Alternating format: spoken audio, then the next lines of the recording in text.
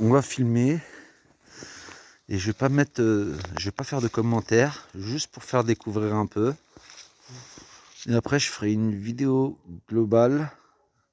Donc tout ça, c'est vous qui avez construit sur 20 ans, c'est ça? Voilà. Ouais. D'accord. Et là, vous allez remonter encore ou vous allez attaquer le toit? Il reste encore un mur à faire, le mur arrière. Et D'accord. après, toute la charpente du toit. Ok. Et puis poser les tuiles, quoi. D'accord. Et donc ça, c'est le fameux rocher que vous dites en forme de dragon. Mm. Donc qu'est-ce que vous auriez à me dire sur ce rocher? Quelles sont vos impressions? Mais en fait, après la destruction de l'acropole, Oui, je pense qu'il a été sculpté pour oui. garder le souvenir du culte qu'il y avait ici. Le culte de quoi? Alors, en fait, c'était ce qu'on appelle des cultes du paganisme, le Oui, culte païen. Et ce culte, en fait, englobe un tas de pratiques très variées, les unes dans les autres, qui étaient très populaires. C'est-à-dire qu'ici se faisaient des fêtes. Alors, ils partaient des processions d'en bas de la ville, qui montaient ici, faire toute une série de fêtes qui duraient plusieurs jours, et ils redescendaient. Et le fait de faire la procession, c'était lié au dragon. C'est-à-dire qu'il y avait une marche où il fallait monter, qui était pénible. Donc ça demandait un effort. Il le faisait en chantant, en dansant, en jouant beaucoup de musique, Et en fait, c'est pour ça que ce dragon a été représenté en souvenir de la montée de ce qu'on appelait une draille. Et c'était les druides en fait, qui faisaient ça. C'est-à-dire le but, c'était un peu l'ancêtre des Jeux Olympiques, c'est-à-dire que ça avait le but de se muscler, se mettre en santé par une marche active en montée. Et quand ils arrivaient ici, ils montaient au temple et après commençait toute une série de fêtes avec des libations, il y avait des feux qui étaient allumés comme les feux de la Saint-Jean. Et il y avait toutes sortes de pratiques. Il y avait des jeux de course en sac. Il y a plusieurs documents qui relatent toutes ces fêtes. Il y en a. je peux vous déplacer vers le dragon si ça vous embête Ouais. pas, comme ça j'ai le dragon derrière vous. Voilà. Voilà. Donc effectivement, le rocher, il est un peu space. Bah, On dirait vraiment une tortue. oui, D'accord. ça ressemble à une tortue.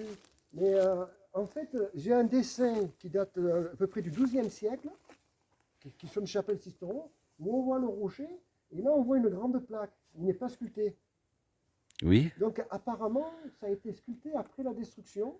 Et je pense que parce que comme le lieu a été détruit, ces lieux, les gens du peuple, ils étaient très attachés à ces lieux. Il y a énormément de sentiments. Et pour eux, ça a été de les tuer. Bah, sachant qu'il y a une croisade qui a été faite tout en Provence pour tuer tous les anciens catholiques, pour imposer la christianisation. C'est pas les catholiques. Enfin, c'est là que ça devient compliqué. Les catholiques, enfin, ce qu'on appelle les catholiques d'aujourd'hui, ne s'appelait pas les catholiques avant. Ça s'appelait l'Église romaine. D'accord. Mais eux, ils s'appelaient l'Église romaine ou l'Église étrusque, plus D'accord. exactement. Mais ici, ils étaient appelés l'Église babylonienne.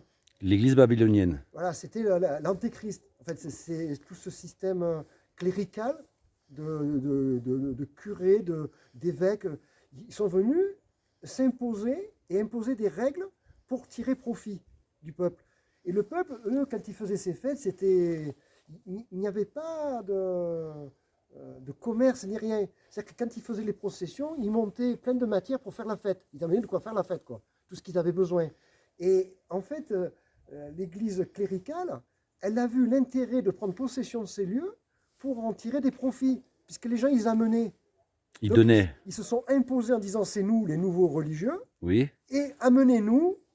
Et c'est comme ça qu'a été fait les premiers impôts. Et les seigneurs, en fait, ils ont commencé à piller sur les gens d'ici. Parce que, bon, les gens ici, ça s'appelait des païens. Les païens, ça vient de pays, les gens du pays. Il faut comprendre que l'église romaine, elle est venue de l'étranger. Et entre autres, ici, elle est arrivée au XIIe siècle par l'église papale d'Avignon, enfin des Baux-de-Provence, puis Avignon. C'est-à-dire que la descendance de l'église byzantine s'était installée en Avignon parce qu'à Rome, ils s'étaient fait massacrer, parce qu'en fait, ils n'étaient pas aimés, comme ils s'imposaient. Et donc, quand ils sont venus ici, ils ont massacré tous les villages, ils ont pillé, et ils sont redescendus. Et les quelques païens, ils se sont réorganisés. Les païens, ça a donné paysans, et c'est les gens du pays, les gens locaux. Ils se sont reconstruits, ils ont reconstruit plus ou moins les anciens temples, Et après, de nouveau, le clergé est revenu jusqu'à ce qu'il réussisse à s'imposer. Et cette région a une chose particulière, c'est que en fait, l'Église catholique, qu'on appelle aujourd'hui catholique, a réussi à s'imposer qu'au XVIIIe siècle.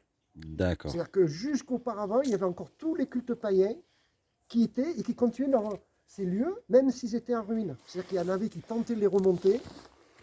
C'est les gens du pays, ils les remontaient eux-mêmes parce que c'était leur sentiment, c'était leur besoin. C'était pas, il y avait, comment dire, c'était pas, les gens, ils aimaient faire ces fêtes et honorer leurs ancêtres. C'était un culte des ancêtres C'était essentiellement. des anciennes coutumes. Voilà, ces anciennes coutumes. Mais l'Église papale, elle ne voyait pas ça comme ça. Elle voulait tirer des profits, soumettre les gens, qui se marient, qui fassent des enfants, tout ça sous contrôle. Ils voulaient tout contrôler. Alors que les païens, eux, ils faisaient comme ils sentaient. D'accord. S'ils voulaient rester avec quelqu'un en couple, ils restaient. S'ils voulaient faire des enfants, ils faisaient des enfants. Personne n'allait les juger.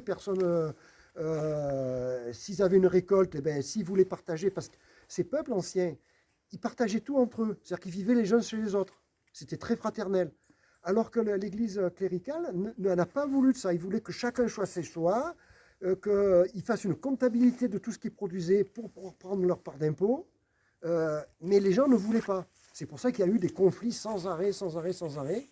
Et en fait, ce qu'on appelle les curés, qui étaient les gens les plus sympas, les capellans, quoi, ils avaient ce rôle de pervertir tout. C'est-à-dire qu'ils disaient, ils prêchaient le faux pour savoir le vrai, ils entortillaient les gens, ils leur faisaient croire qu'il y avait le diable à tel endroit. Par exemple, un endroit ici, on dit, il y a le diable, n'y allez plus, pour faire peur. C'est le diable qui est là. Et si les gens qui venaient là, ben, vous êtes le diable, vous êtes allés sur des dieux diaboliques. Donc Il diabolisait les gens. Voilà, et ça justifiait de les tuer, de les faire souffrir. Alors que les gens, ils avaient ça en sentiment. C'était pas, ils voyaient pas. Et donc il y a eu cette guerre de diables où tout le monde s'accusait de démons. Et il y a toutes ces légendes aujourd'hui qui sont restées emmêlées les unes dans les autres. Voilà, tout est un peu étriqué. Tout est un peu étriqué. Ouais. Les gens, ils mélangent un peu toutes les histoires. Voilà, et c'est pour ça que c'est devenu chaotique.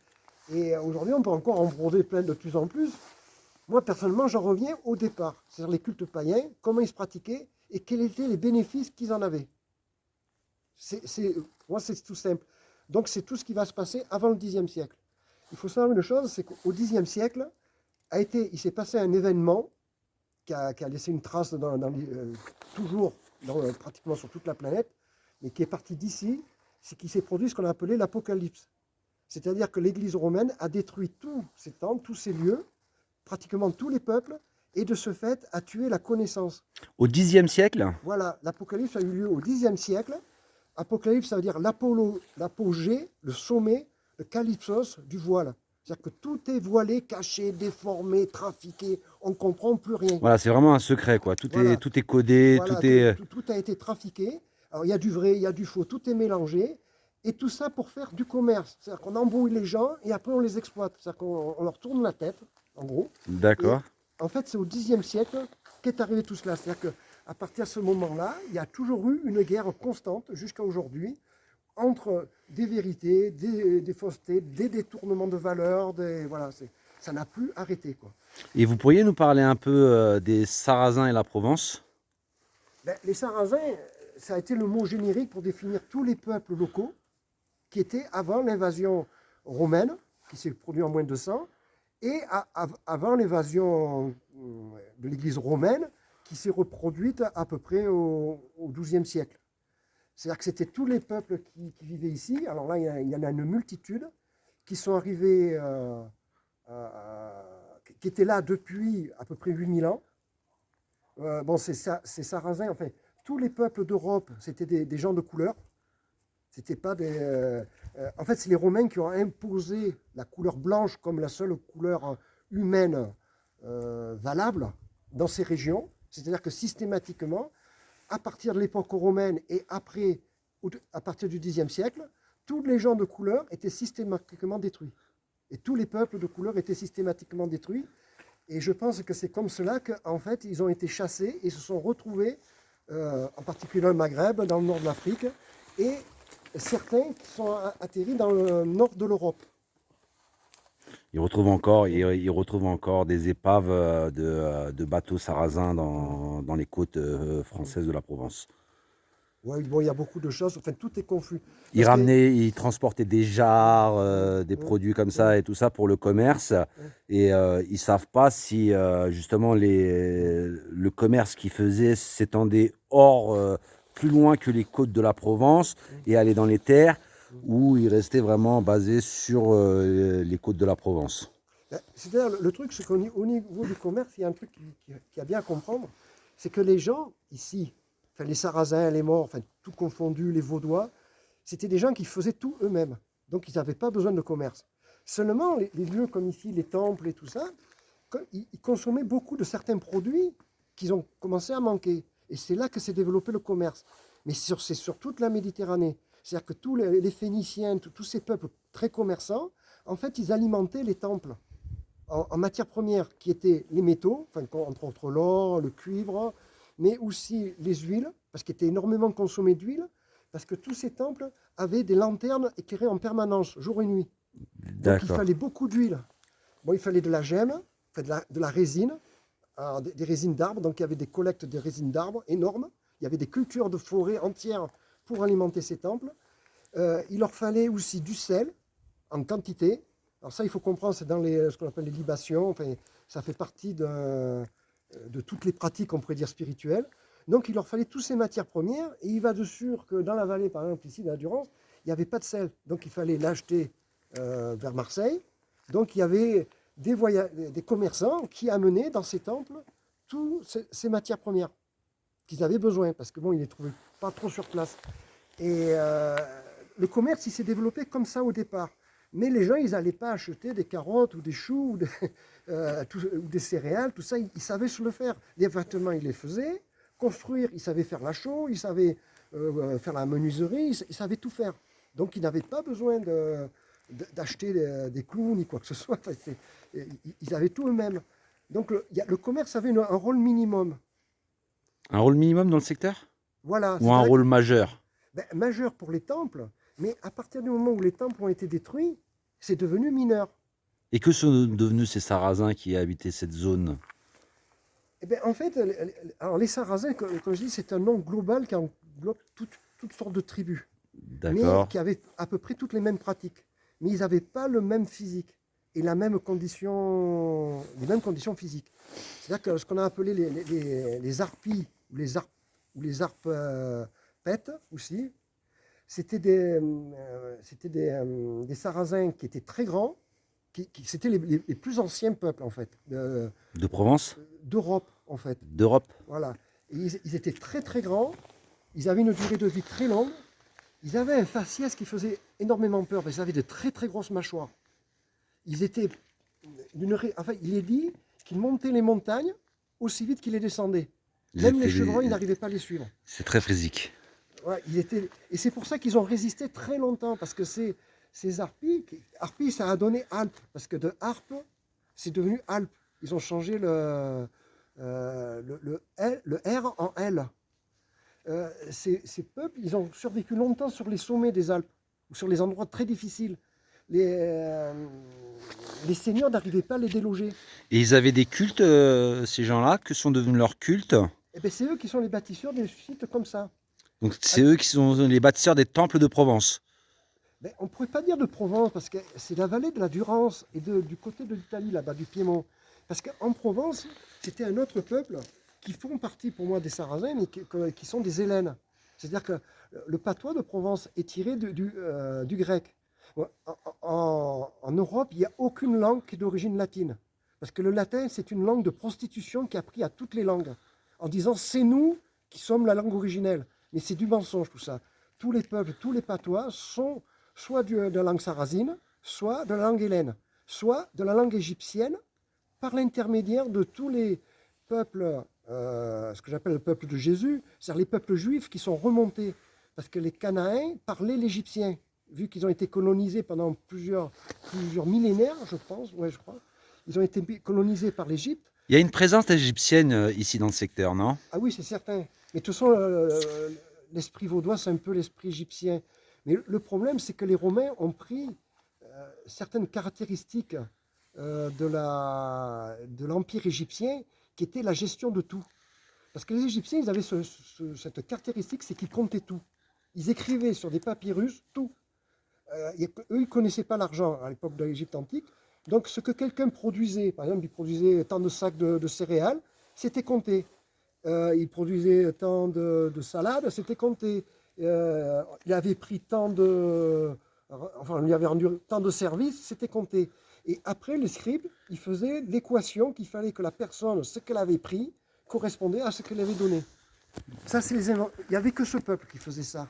Et les Romains, ils ont repris ce système parce que l'Empire romain et le début du christianisme, il est parti de ce qu'on appelait aujourd'hui l'Empire byzantin, qui avant s'appelait l'Empire babylonien. Et l'Empire babylonien, ça a couvert tout le sud de la Méditerranée et ça, comment dire, dont l'Égypte. Mais c'est l'Empire byzantin qui a ramené la christianisation en Provence. Eh bien, la christianisation pervertie, oui. Parce qu'il faut bien comprendre que Christ, c'est un qualificatif. C'est-à-dire qu'il a été dit que, par exemple, Constantin était celui qui avait reconnu officiellement le christianisme. Ça, c'est des trucs qui ont été dits au XIIe siècle. Du temps de Constantin, il s'est qualifié de Christ parce qu'il s'est qualifié de lumineux. Christ, ça veut dire rayonnant, lumineux. Donc, Constantin s'est qualifié de Christ, mais à cette époque, ceux qui allaient devenir les chrétiens ne s'appelaient pas encore chrétiens. Ils n'avaient pas de nom, tout simplement. C'était des gueux pour eux, c'était des esclaves, des gens d'en bas, donc ils n'avaient aucun respect. Et ils ont pris ce mot grec qui veut dire lumineux comme un qualificatif d'empereur. Et c'est après, il faut savoir une chose, c'est que l'Église romaine, quand le Vatican, le Vatican, quand les papes, ils ont été en Avignon, tout ça, ils ne reconnaissaient pas encore Jésus comme prophète. En fait, c'est très récent. Et la Bible que l'on connaît a été constituée que très, très récemment. C'est après le Xe siècle, après l'Apocalypse, que tous ces écrits ont été faits. Et il faut savoir une chose, c'est que tout l'Empire romain, comme tout l'Empire byzantin, ils détruisaient tout ce qui était monument, tout ce qui était inscription, tout ce qui était écrit, papier, document, et tuaient les gens qui les portaient d'ailleurs, comme qu'ils n'étaient pas dans leur langue. D'où la croisade des saintes reliques ordonnées par le pape pour leur destruction. Voilà, entre autres. Mais il y en a eu, parce que les faits d'histoire, ils nous ont été rapportés par des papiers qui ont été sauvés, des fois. C'est-à-dire qu'il y a des documents qui ont échappé aux destructions. Mais je pense qu'il y a peut-être 1 pour 1000 documents qui a survécu. D'accord.